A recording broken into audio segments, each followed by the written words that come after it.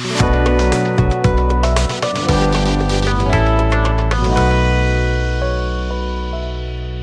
ားလုံးပဲမင်္ဂလာပါရှင်ဒီနေ့ချက်ပြမယ်ဟင်းလေးကတော့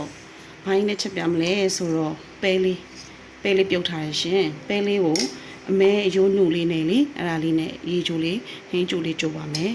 ပဲနဲ့အမဲယိုးလေးနဲ့ဟင်းချိုပါမယ်ပြီးလို့ရှိရင်ငနီတူကြောက်ကလေးကိုလေစားတိုးကြောက်လေးလို့လည်းခေါ်တယ်ငနီတူကြောက်ကလေးလို့လည်းခေါ်တယ်အဲ့ဒါလေးကိုမီလေးနဲ့လေမီလေးအေးလေးနဲ့လှော်ထားတယ်လှော်ပြီးတော့အဲ့ဒါလေးကိုချင်းငန်ဆက်လေးတုပ်ပါမယ်တံမြာသေးလေးလိထားတယ်ပြီးတော့ကြတော့ဒီဥနီလေးလိထားပါဥနီလေးချက်ထားပါငနီတူကြောက်ကလေးကိုလှော်ထားတယ်ပြီးတော့ကြတော့ဥနီလေးကိုခါကျက်ဥလို့လည်းခေါ်တယ်ပေါ့နော်ဥနီလေးကိုချက်ထားတယ်ကြက်တုံလေးလိထားပါတယ်ပြီးတော့ကြတော့ခန်းချင်းသီးလေးညှက်ထားတယ်တံမြာသီးလေးလိထားတယ်နံမီလေးနဲ့ငင်းသီးစိမ့်နဲ့ချင်းငန်ဆက်လေးတုပ်မှာပေါ့နော်အဲ့ဒါလေးလုံးမယ်ပြီးလို့ရှိရင်အချိုလေးနဲ့ကြက်တလုံးလေးကိုနေ့ကဘလန်ဒါလေးနဲ့ကြိတ်ပြီးတော့ကြတော့ကြက်တလုံးလေးကိုကြက်သားလေးကိုကြက်တလုံးလေးလှုပ်ထားပါတယ်ပေါ့နော်ပြုတ်ထားတယ်အဲ့ဒါလေးကိုကြောပါမယ်ပဲလေးနဲ့မေယူလေးနဲ့ဟင်းချိုချက်မယ်ငနီတူကြောက်ကလေးကိုချင်ဆက်လေးတုံမယ်ပြီးတော့ကြတော့အချိုလေးကတော့ကြက်တလုံးချိုလေးကြောပါမယ်ရှင်ဆက်ပြီးတော့ကြည့်ပေးပါနော်အရင်ဆုံးကြက်တလုံးချိုလေးကြောအတွက်စီလေးပူအောင်တက်ထားပါတယ်ရှင်ကဲစီလေးကြက်လာပြီစီလေးပူလာပြီဆိုရင်အစင်တင်လောက်ထားတဲ့ကြက်တလုံးလေးကိုထည့်လိုက်ပါမယ်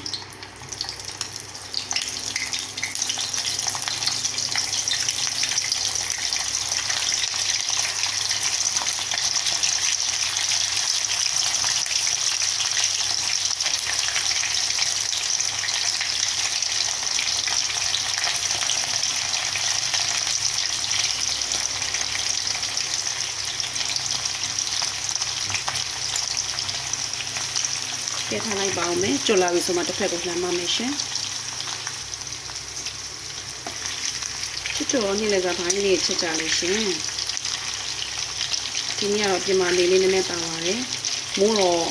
ခွန်းလေးတော့ကြားတယ်မိုးခွဲချလိုက်နေပူလိုက်နေလို့ဖြစ်နေတာပေါ့နော်အရန်ကြီးတော့ညနေဆောင်လောက်ဆိုတော့မိုးကအရန်သေးတယ်မိုးကတော့လေးလေးနည်းနည်းပါနေသေးတယ်နောက်ခွန်းမလေးအိမ်ဆောင်နေတာဆိုတော့အတန်လေးတော့နည်းနည်းပါတယ်ဒီလားတန်အောင်ရှင်းလာတော့မသိပါဘူးရှင်ဒီခံကြည့်ပေးပါဦးရှင်ကဲဒီနေ့ထားလေးကိုရောက်လာပြီဆိုလို့ရှိရင်တော့ကျွတ်လာပြီပေါ့နော်စားပြီးအကြောင်းလေးလည်းပြောင်းလာပြီခဏနေရောက်ပါပြီရှင်ခဏနေဆယ်ပြီးလို့ရှိရင်ပဲဟင်းလေးအတွက်ပဲလေးချက်ဖို့အတွက်စီတက်ပါမယ်ခဏလောက်ထားပြီးချပါတော့မယ်ရှင်ကြက်သားကြော်ထားတဲ့အိုးလေးကိုပဲပဲဟင်းလေးချက်ဖို့အတွက်စီလေးတက်ပါမယ်ရှင်အရင်ဆုံးကြက်တုံလေးကိုစီတက်လိုက်ပါမယ်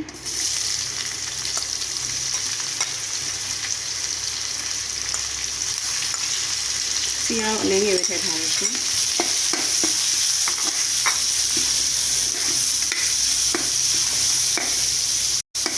စနေလေးနဲ့ငယ်ထည့်ပြီးတော့စီလေးတက်ထားပါတယ်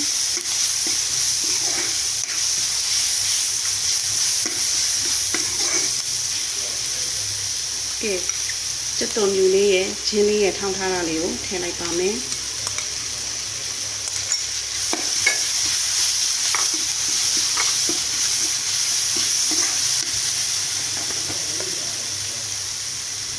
ရောင်တမုံလေးနဲ့ငယ်ထည့်ပါမယ်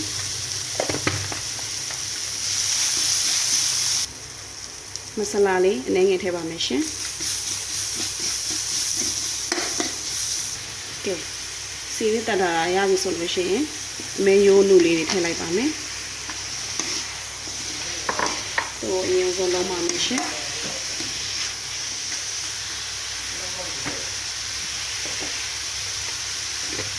ရတာတော့နည်းနည်းစီပဲထည့်ပါတော့မယ်။ဆိုလေးကအမဲယိုးပြုတ်ထားတော့ပါပေါ့နော်။ရတာမို့နည်းနည်းစီထည့်တာဖြစ်တဲ့အတွက်ဘူးနည်းနည်းစီပဲထည့်ပါမယ်။ဒါလေးကိုခဏလောက်လုံးပါမယ်လုံးပြီဆိုရင်တင်းနဲ့ရောပါမယ်ရှင်အမဲသားစားရတဲ့သူဆိုလို့ရှိရင်ဒီလိုမျိုးအယိုးညူလေးကိုလေတင်းလေးနဲ့ချက်စားရမ်းလည်းကောင်းတယ်ပြီးတော့ကြာအားလည်းရှိတယ်ပေါ့နော်စားလို့လည်းခမင်းမင်းအဲ့လိုလေးစားရဆိုလို့ရှိရင်စားကောင်းပါတယ်အဲ့လိုလေးလုပ်စားကြည့်နော်မဆလာကတော့ပုံနဲ့တမထဲပါနော်အကူကဘာလို့လဲဆိုတော့အမဲအသားနဲ့ချက်တာဖြစ်တဲ့အတွက်နည်းနည်းလေးညီမှာဆိုတဲ့အတွက်မဆလာလေးလည်းထည့်ချင်းလေးလည်းထည့်ထားပါရှင်တင်းလေးရောပါတော့မယ်တင်းလေးရောပါ ပါမယ်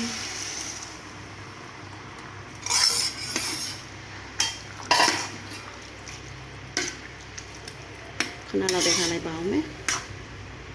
ကဲရေလေးထည့်ပြီးတော့ခဏလောက်အမဲရိုးလေးပို့ပြီးတော့နူးနူးလေးနဲ့စားလို့ကောင်းခဏလောက်တဲထားပါမယ်တဲနေတော့မှစောစောလေးကအစင်းသင်းလောက်ထားတယ်ငနီတူပေါ့နော်အစားထိုးချောက်ကလေးကိုတုပ်ပြပါမယ်ရှင်ဒါလေးခဏလောက်တဲထားပါအောင်မယ်စကြည့်ပေးနော်ကဲရခိုင်သုံးလေးပေါ့နော်ငနီတူချောက်လေးကိုရခိုင်သုံးလေးတုပ်တာပါအဲ့လိုတုပ်ဖို့အတွက်ဆိုလို့ရှိရင်ညီမဒီဘက်စက်သားမုံလေးထည့်ထားတယ်ပြီးလို့ရှင်စားလေးနဲ့ငယ်ထည့်ထားတယ်ကျန်တာတွေကတော့အကုန်လုံးစောစောလေးကပြော့ပြထားတယ်ငနီတူလေးကိုလှော်ထားတယ်ခန်းကြီးလေးအစိမ့်လေးစုပိုကောင်းနေသေးလားဒီကအိမ်မှာအနီပဲရှိလို့အနီပဲထည့်ထားတာစက်တော်နီထည့်တယ်ပြီးတော့ကြတော့နန်းနန်းမင်းထည့်တယ်ပြီးတော့ကြတော့မုံလာဥနီလေးထည့်ထားတန်မြာကြီးလေးညှစ်မယ်စီမထည့်ဘူးเนาะဒီတိုင်းလေးပဲတုံးမယ်သူကစီထည့်ပြီးတော့လို့ရှိရင်တိတ်မကောင်းရခိုင်သုံးလေးဆိုတော့စီမပါဘဲနဲ့တုပ်ပါမယ်ရှင်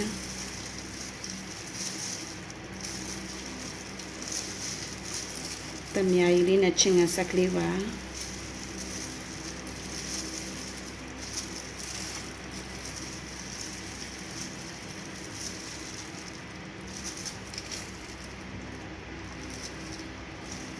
ဒီစိတ်ကတော့နည်းနည်းလုံးမထည့်မယ်ပေါ့နော်ကဲအဲ့ဒါလေးအကုန်လုံးရောပြီးတော့နေလိုက်ပါမယ်ရှင်ဘာမှမခက်ဘူးเนาะအရန်လွယ်တဲ့ပါဝင်ပစ္စည်းကလည်းထဲမှာကြက်သားမုံလေးစားလေးပဲထည့်ထားတာကျန်တာအသီးဘက်ကတော့ကိုကြိုက်တဲ့အသီးရွက်တွေကုန်ထည့်လို့ရတယ်เนาะကိုကတော့ဒီမှာဒါလေးထည့်ထားပါတယ်ရှင်တုပ်ပြပေးပါမယ်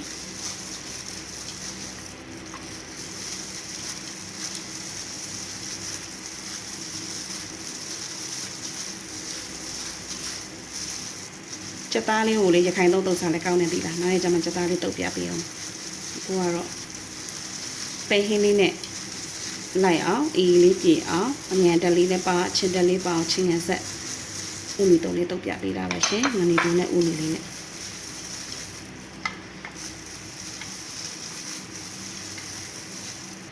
ကဲငနီတူတုံးလေးရပါပြီရှင်နည်းနည်းမြည်ကြည့်ပါမယ်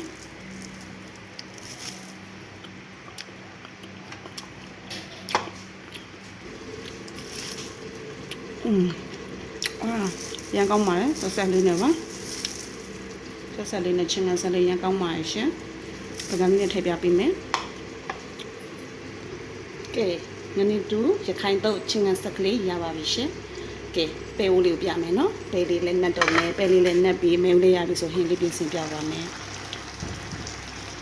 ပဲနဲ့အမေယူလေးရလည်းစားခြင်းစပွဲလေးပါအမဲသားစားတဲ့သူဆိုရင်တော့ဒီလိုလေးစားပါတော့အမဲသားမစားဘူးစိတ်သားစားတဲ့သူစိတ်နံယူလေးနဲ့လည်းစားလို့ရတယ်ဝတ်သားစားတဲ့သူဆိုဝတ်သားလေးနဲ့လည်းအဲ့လိုလေးချက်ပြီးတော့စားလို့ရတယ်ပေါ့နော်ဝတ်သားကတော့ညှစ်ချင်တယ်ပို့လိုက်တာပေါ့နော်ကိုကတော့အမဲသားကတော့ပဲနဲ့လည်းလိုက်တယ်စိတ်သားကတော့ပဲနဲ့လည်းလိုက်တယ်ခဏနေရပါတော့မယ်ရှင်ရတာလေးညှစ်ကြည့်မယ်စားပေါ့ငံထည့်ပါမယ်စားသုံးမထားသေးဘူးပေါ့နော်သုံးမထားသေးတော့ပေါ်ပါတယ်ပေါ်တော့ပဲလေးပြုတ်ထားတော့ကြတော့မနဲ့မှာဆိုတဲ့အတွက်အာလူကိုစားတော့အာလူကိုပဲကိုချက်ပြီးဆိုလို့ရှိရင်စားအောင်နောက်ဆုံးမှထည့်ရမှာဆိုတော့အခုမှစားလေးစွတ်ပါမယ်နည်းငယ်ပဲနေရွယ်မှာရတာပါပြီဒါဆိုတော့ကဲခဏလောက်ဆိုရင်အကြီးလေးနည်းငယ်ထပ်ပြီးလို့ရှိရင်ရပါပြီရှင်ဆက်ကြည့်ပေးပါနော်ခဏနေဟင်းပွင့်လေးပြင်ပြပါမယ်ချစ်တူရောဘိုင်းနဲ့ချက်ကြလဲရှင်ဘိုင်းနဲ့စားကြလဲဆက်ကြည့်ပေးနော်ကဲရပါပြီရှင်ဟင်းပွင့်လေးပြင်ပြပေးပါမယ်နော်ကဲဟင်းပွင့်လေးတွေရပါပြီရှင်ရှင်ငနီတူရခိုင်တုပ်ချင်းငဆက်ကလေးရယ်ငနီတူလေးကိုရခိုင်တုပ်လေးချင်းငဆက်ကလေးစီမပါဘဲနဲ့ပေါ့နော်ချင်းချင်းဆက်ဆက်လေးတုပ်ထားတယ်ပြီးလို့ရှင်အမဲအယိုးနူလေးတွေနဲ့ပဲလေးနဲ့ချက်ထားပါတယ်မဆလာနဲ့မှုမွေးလေးနဲ့ပဲကအီလေးအမဲရိုးနူလေးရလေအီလေးနဲ့အရန်အောင်အားလဲရှိတယ်အရန်နဲ့စားကောင်းပါတယ်ပြီးလို့ရှိရင်ကြက်တလုံးလေးကြက်သားလေးကိုဘလန်ဒါလေးနဲ့ချိန်ပြီးတော့ကြက်တလုံးလေးကြော်ထားပါတယ်ကဲလိုက်ဖက်ညီတဲ့ဟင်းပွဲလေးအတွဲဆက်ကလေးကိုချက်ပြပေးထားပါတယ်ရှင်ကြိုက်နဲ့တက်တဲ့ဆိုချစ်တူလည်းလိုက်ပြီးချက်စားကြည့်ကြနော်မဲသားမစားရတူဆိုလို့ရှိရင်စိတ်ကလေးနဲ့စိတ်သားလေးနဲ့လည်းစားလို့ရပါတယ်ရှင်အားလုံးပဲကျေးဇူးတင်ပါတယ် channel လေးကိုလည်း subscribe လုပ်ပေးဖို့အတွက်တောင်းဆိုပါရစေရှင်အားလုံးပဲနောက်ရက်မှပြန်တွေ့ပါမယ်အားလုံးပဲတတာပါရှင်အားလုံးပဲစားကြပါအောင်ရှင်တတာပါနော်